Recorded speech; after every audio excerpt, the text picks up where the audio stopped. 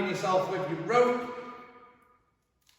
Don't worry, it's not that frustrating. The only frustrating thing is if you try and overstep some certain very simple skills. If you stick to these simple skills, you'll have double unders in absolutely no time. Okay, having double unders and being efficient at double unders. Why do we need to be efficient at double unders? Is because I like to think that double unders towards CrossFit is like having a treadmill.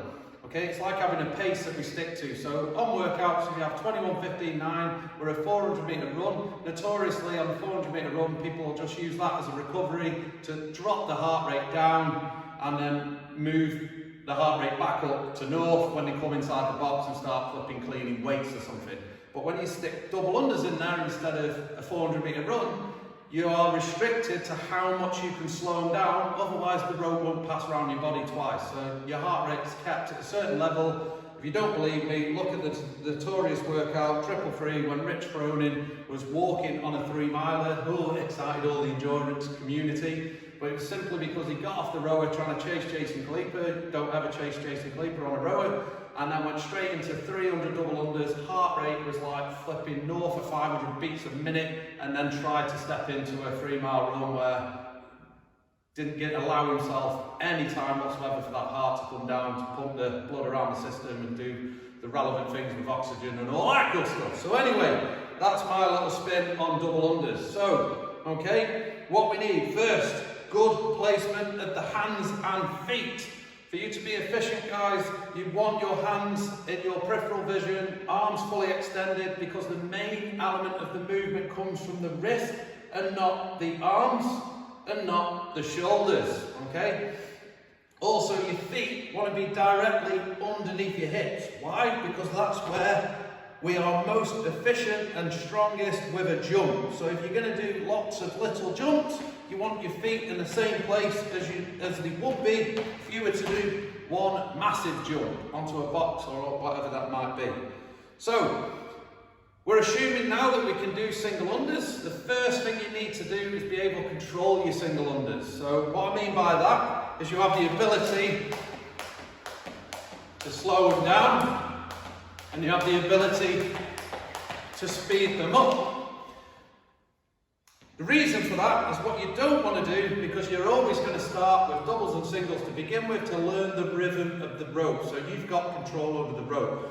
Otherwise it'll be more than a treadmill, it'll be a treadmill that your mate's pressing the button and up in the miles per hour as you're trying to chase it. And you see this all the time, people say, yeah, I've got double unders, look, oh look! And the rope gets faster and faster and faster, and they try and keep up with it. And inevitably, you're going to clip your feet at some point, okay? And at that speed of the rope, it's going to hurt as well. So then, doubles and singles to begin with. You want to slow the single skips right down. We see a lot of this. People have these really fast single skips, and then your double under's got to be super quick. Where if you just slow the single skips right down, and then the double under doesn't have to be mental. Okay? So, that's the first thing. Hand position. You can see it in your peripheral vision, and then pick a focal point out to the front. Try not to look down at your feet or at the rope, else everything will start to banana like them ugly burpees. And again, you'll break the rhythm because it has to be coordinated from the larger muscles out to your extremities so they don't burn out. Okay?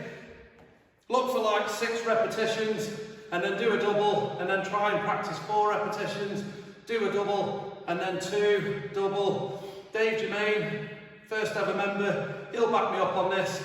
He followed it, stuck to the system, trusted the process, and then one day it just blurs into double unders, and he didn't even realise he was doing double unders without the single in between anymore. So, true story. Right, the other thing then, we want to maintain a midline as always. Just because this isn't 80 kilogram flipping barbell or a bar muscle up, all the same principles and points of performance apply to every single movement, core to extremity.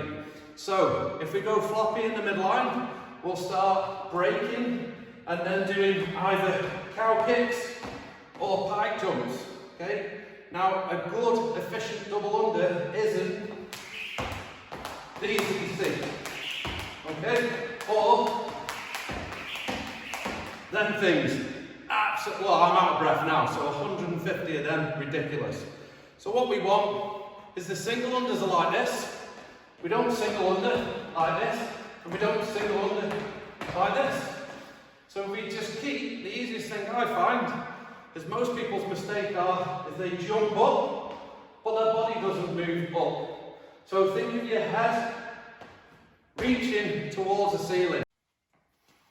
Another good skill set to put in your toolbox is going to be coordinating the speed and the height of your jump on single unders. This can sometimes be more difficult than doubles themselves. So it's going to make you definitely coordinate the rope more, learn the rhythm of the rope, and then you control the speed. So we've got normal singles, and then fast singles, and then high jump singles. Okay, jump in the same elevation as a double, but only spinning the rope around once.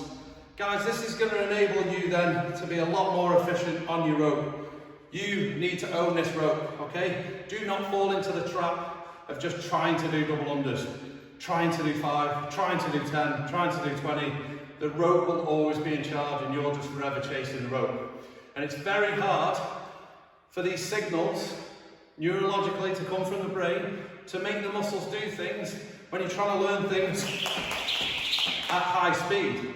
Where if you were to just mess around with your rope and play with singles, play with fast singles, play with big jumps, then that is you learning every repetition you do. These signals start to change things and you get more coordinated, just like a dancer would. They have to do the reps over and over again, you know what I mean, Casey? Until they pick up that certain flow. Guys, keep practicing. It's great to see you all involved and focusing on skill, not just your engine or your strength. If you want a decent jump rope, go on SGF. You can have a custom made CW1, or I love the Rogue speed ropes, but obviously they're a little bit more expensive. But this one now is, I believe, 12 plus years, and you just have to replace the wire for about £10 a pop every year or so. Speak to you soon.